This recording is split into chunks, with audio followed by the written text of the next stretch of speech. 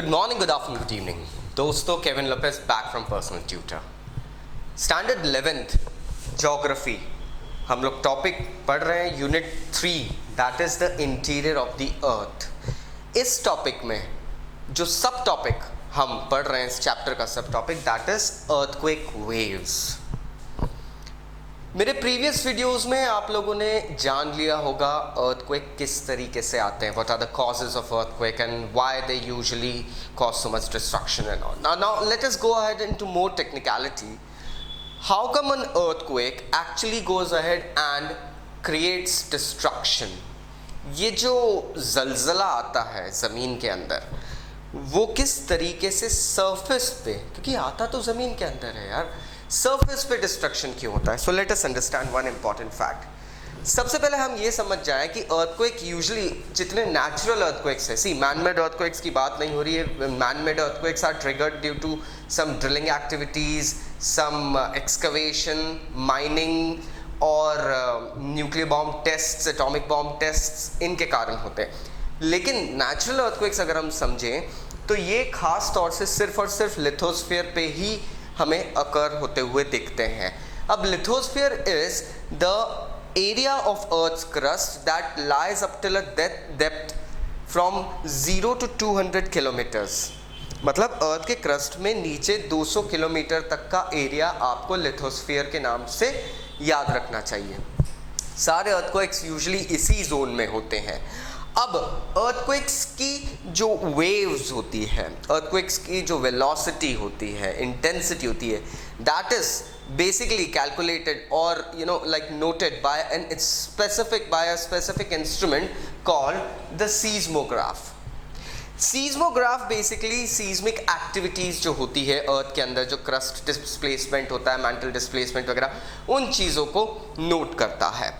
अब सीज्मोग्राफ basically waves को एक तरीके से वेव्स का पैटर्न समझता है एंड देन अर्थक्वेक की वेलोसिटी और उसकी इंटेंसिटी बताते हैं, जिसे हम रिक्टर स्केल भी कहते हैं.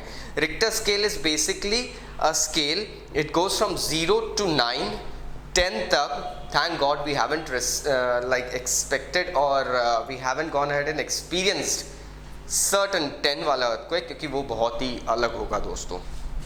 अब जब सीज्मोग्राफ अर्थक्वेक की वेव्स को रिकॉर्ड करता है, so it records it in 2 patterns. Waves 2 pattern की होती है. The first is body wave and the second is the surface wave. Body waves are the waves that actually start from the hypocenter and travel towards the surface of the earth. Epicenter तक जाती है. अब ये waves दोनों अलग अलग characteristics रखती है. First, body waves are created due to the energy released from the crust and इस रीजन से इसकी जो वेव्स होती है वो सर्कुलर मोशन में चारों तरफ फैलती है towards the surface of the अर्थ. अब ये चारों तरफ फैलती है और इससे ये जब सरफेस पे पहुंचती है तो वहाँ पे ये different kinds of rocks, different materials उससे इंटरैक्ट करती है and then it turns into surface wave. अब उनसे इंटरैक्शन के बाद this wave suddenly starts going perpendicular.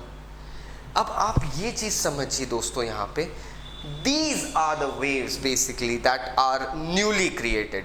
So body wave एक बार सरफेस पे पहुंच जाती है, सरफेस पे आके वो रॉक्स और डिफरेंट डेंसिटी ऑफ मटेरियल्स से इंटरैक्ट करती है और तब एक नया सेट ऑफ वेव्स, जैसे आप एक पॉन्ड में एक पत्थर फेंकते हैं दोस्तों, सबसे पहले एक गोल वेव बनेगी. When it reaches to the the side और the extent of the pond, तो आप देखते होंगे वो वापस आती होगी वेव्स. एंड तब जो ये कोरिलेशन जो वेव्स के होते हैं, that actually creates the major disaster. अब ये मोस्ट डैमेजिंग वेव्स के नाम से पहचानी जाती है सरफेस वेव्स, क्योंकि सरफेस वेव्स की एक क्वालिटी होती है that they travel with different velocity with in the material of different density. जितना डेंस मटीरियल होगा अर्थ की सरफेस में उतनी इसकी वेलोसिटी एक्सट्रीम होगी, उसकी स्पीड और डिस्ट्रक्शन एक्सट्रीम रहती है दोस्तों. क्योंकि डेंस मटेरियल अगर हिलता है एक खाली बक्से में, फॉर एग्जांपल आप खूब सारी कॉटन भर दीजिए एंड उसके अंदर एक बड़ा लोहे का टुकड़ा है, पत्थर का टुकड़ा डाल दीजिए एंड देन शेक इट. जो light material like cotton, it will not create that much density, but the stone, it will get displaced in to and fro motion and create a haywire situation. Same way मेरा hypothesis कहता है surface waves act करती है. Dense material में ज़्यादा like velocity और ज़्यादा destruction, ज़्यादा मूवमेंट होते हैं, एंड लाइट मटेरियल में कम मूवमेंट होते हैं. बॉडी वेव्स बेसिकली दो टाइप की वेव्स होती है. सीस्मोग्राफ जब इनको रिकॉर्ड करता है बॉडी वेव्स को, तो इसमें दो टाइप की वेव्स निकलती है. First are the P waves and second are the S waves. First type of waves are the initial set of waves that are released, जिसे हम प्राइमरी वेव्स कहते हैं. प्राइमरी वेव्स जब रिलीज होती है तो सडनली वो सरफेस के ऊपर आती है. And then comes the S waves. क्या होगा S waves? Exactly the secondary waves. अब दोस्तों जो सेकेंडरी वेव्स होती है ये प्राइमरी वेव्स से ज़्यादा स्ट्रांग होती है. दोस्तों सेकेंडरी वेव्स जो आती है वो प्राइमरी वेव्स तो एक झटका देती है, लेकिन secondary waves already loosened up structure को और लूज करने लगते हैं, and thus it causes maximum destruction. अब एक अजीब सा फिनोमिना है दोस्तों. अक्सर ये देखा गया है कि प्राइमरी और सेकेंडरी वेव्स के बीच में कुछ एरियाज रह जाते हैं. प्राइमरी वेव पहुंची सरफेस पे ख़त्म हो गई, सेकेंडरी वेव सेकेंड पहुंचेगी, थोड़ा सा और डेंस हो जाएगी. I'll give you an example over here if you can understand it. This is the hypocenter. These are the waves that are traveling, and this is the surface of the earth. अब आप देखते हैं कि primary wave यहाँ पे आके meet हो गई है एंड उसके बाद ये ख़त्म हो जाती है. अब हो सकता है यहाँ से प्राइमरी वेव सरफेस वेव बनती है और एक रिपेल एक्शन भी आता है, so this again goes down and it closely interacts with the secondary waves. इस इंटरेक्शन के कारण प्रोबेबिलिटी ये रहती है कि यहाँ इसका जो फोर्स है वो कम हो गया है, एंड देन इस फोर्स के बाद में यहाँ पे वो फोर्स नहीं है, so this wave would probably be reaching the surface at this point. अब ये प्राइमरी वेव का जो जोन है और ये सेकेंडरी वेव का जोन है दोस्तों, this is called basically the shadow zone. That is the shadow zones. Shadow zones basically वो zones होते हैं जहाँ पे सीज्मोग्राफ earthquake waves को रिकॉर्ड नहीं कर पाते हैं. They actually go ahead and are left with nothing. They cannot record any information.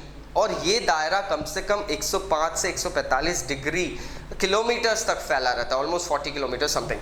So we should know that these are certain shadow zones that also exist whenever a seismograph goes ahead and like tries to capture the intensity of the waves created by an earthquake.